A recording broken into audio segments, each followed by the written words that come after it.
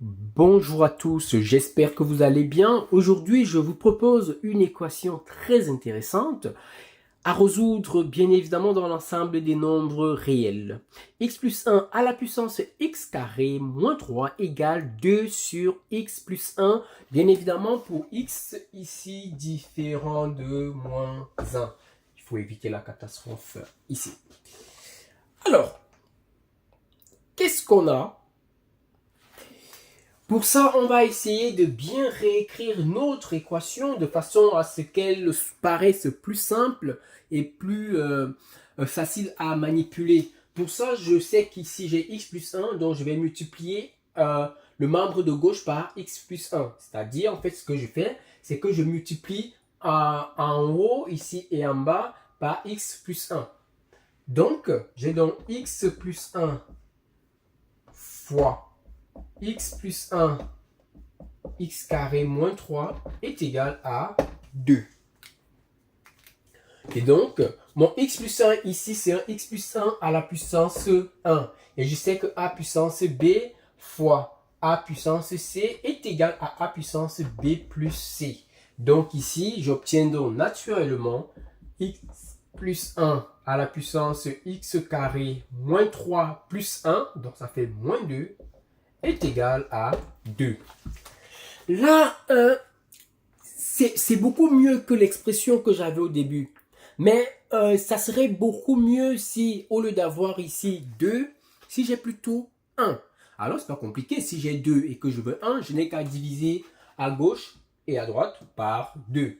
Donc, ça, c'est exactement la même chose que 1 demi de x plus 1 à la puissance x carré moins 2 est égal à 1. Très bien. Alors, comment est-ce qu'on résout donc cette équation? Pour résoudre cette équation, on a une puissance qui vaut tout simplement combien ici? Qui vaut 1. Ça signifie qu'il y a 3 cas à distinguer. Donc, on va aller directement. Premier cas, on sait que moins 1, quel que soit k, moins 1 à la puissance k est égal à quoi? À 1 si k est pair. Ça signifie que il faut que ce nombre, donc il faut que x plus 1 soit égal à combien? Il faut que x plus 1 soit égal à moins 1 et que x carré moins 2, la valeur qu'on trouve ici, soit pair. Ainsi donc, x plus 1 égale à moins 1, ça implique que x est égal à moins 2. Maintenant, il va falloir calculer cette quantité pour x égale moins 2. X carré moins 2 pour x égale moins 2 est égal à combien? C'est simplement moins 2 au carré moins 2 qui est égal à quoi? À moins 2 au carré c'est 4, 4 moins 2, 2. Et ça c'est pair. Donc on conclut